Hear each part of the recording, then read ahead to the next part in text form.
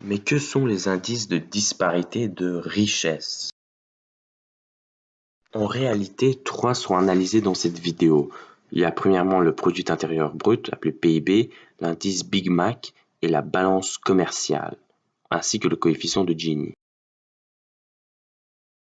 Concrètement, le produit intérieur brut, eh bien, c'est la mesure de la valeur de la production d'un pays en une monnaie, assez connue. En fait, les PIB sont la plupart du temps, pour ne pas dire toujours, mesurés d'après le dollar américain.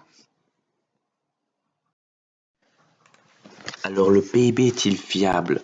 Eh bien, pas selon certains, puisque les statisticiens ne peuvent malheureusement pas tenir compte de la fraude fiscale. En fait, ils peuvent gérer la fraude fiscale après les contrôles fiscaux, mais ils ne peuvent pas tenir compte des activités criminelles, car on les considère trop peu significatives dans l'économie d'un pays. Par ailleurs, il existe certains services dans l'économie qui n'ont pas de prix spécifique.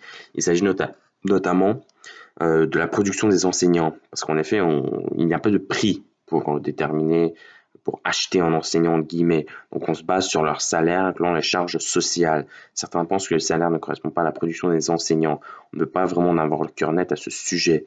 Par ailleurs, plusieurs se demandent si le plus de PIB signifie plus de bonheur. Eh bien non, car premièrement, certaines activités bénéfiques pour leur pays en question n'y sont pas comprises. Deuxièmement, certaines activités économiques légales, comme la vente de cigarettes, nuisent à la population. Troisièmement, plus le PIB est grand, plus le pays produit et plus il pollue logiquement. N'oublions pas que le PIB se calcule pour déterminer la production d'un pays en vue d'adapter de nouvelles politiques économiques en conséquence. Alors sur ce graphique, on peut voir que le Canada a connu une grosse hausse de son PIB durant les récentes années. Cependant, au niveau mondial, le Canada est quand même parmi l'une des plus grandes puissances économiques concernant le PIB. Il est juste devant la Corée du Sud et derrière l'Italie. Passons maintenant à l'indice Big Mac. En réalité, l'indice Big Mac détermine si les valeurs des différentes devises à travers le monde sont justes par rapport à la parité du pouvoir d'achat. On se revient justement au prix des Big Mac selon les pays. Par exemple, si un Big Mac coûte 5 dollars américains aux États-Unis, tandis qu'en Chine, il coûte 20 yuan, la parité du pouvoir d'achat est de 4 pour 1. Cependant, un dollar américain vaut 6,4 yuan. Le yuan est donc surévalué à 38%. Ce pourcentage correspond justement à l'indice Big Mac. Cependant, lorsque vous êtes pauvre, vous pouvez avoir le même pouvoir d'achat qu'un riche pour acheter des Big Mac dans votre pays. En effet, les Big Mac coûteront moins cher dans les pays pauvres que dans les pays riches. L'indice Big Mac et la parité du pouvoir d'achat deviennent faussés car le pouvoir d'achat dans chaque pays s'équilibre à un moment donné. Voici une classification de tous les indices Big Mac de tous les pays à travers le monde et plus tard, il y aura un classement en réalité juste ici de tous les pays du monde d'après le plus grand indice Big Mac. Vous remarquez les pays du top sont tous des pays petits comme la Suisse.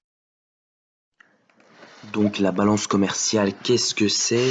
Eh bien, cela correspond à la somme des revenus et des dépenses d'un pays reliés respectivement aux exportations et importations d'un pays. Donc c'est le bilan financier d'un pays en guillemets. On obtient donc ce bilan et lorsque la balance commerciale est supérieure à 0, on dit qu'il y a un excédent commercial. Lorsqu'elle est inférieure à 0, on parle de déficit commercial. Parfois, ce qui est étrange, c'est que lorsqu'on comptabilise l'ensemble des revenus et dépenses du monde, il y a un excédent commercial. C'est un des défauts de la balance commerciale. Ceci est dû, d'après les spécialistes, au lavage d'argent, donc rendre l'argent sale en argent propre. Sur un point de vue protectionniste, par ailleurs, la balance commerciale ne doit pas être déficitaire. Cela est considéré comme créateur de chômage. Il faut donc instaurer des barrières douanières. Alors sur ce graphique, on peut voir que le Canada s'en tire dans une position quand même pas mal de balance commerciale, légèrement déficitaire. Ce qui est surprenant, c'est que c'est la Chine qui a la plus grande, en fait, la meilleure balance commerciale, et les États-Unis ont la pire balance commerciale. Concernant cet autre graphique, regardez l'importation, en fait, le commerce qui se fait entre le Canada et la Chine. On va voir que le Canada a une balance déficitaire comparée à celle de la Chine, évidemment, car la Chine semble exporter En fait, la Chine exporte énormément au Canada puisque le Canada importe, mais le Canada exporte moins vers la Chine. Concernant maintenant le coefficient de Gini, eh bien, il mesure la répartition de richesse d'un pays. En réalité, plus le coefficient est proche de zéro, plus la répartition est égale. Moins il est proche de zéro et plus il est proche de 1, eh bien, plus la répartition est inégale dans le pays. Pour mieux comprendre le coefficient de Gini, eh bien, prenons cet exemple dans ce graphique.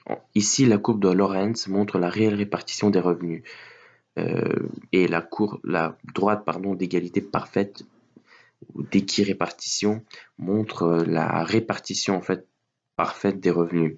Donc pour obtenir le coefficient de Gini, on fait l'aire A dans ce graphique divisé par l'aire A plus l'aire B en tout. C'est des pays avec le pire coefficient de Gini, donc celui le plus proche de 1 avec les plus grandes inégalités en matière de finances dans le pays. La liste des pays avec le meilleur coefficient de Gini, donc celui le plus proche de 0. À noter que la grande majorité d'entre eux sont des pays industrialisés, civilisés et très bien vus par le reste de la communauté internationale.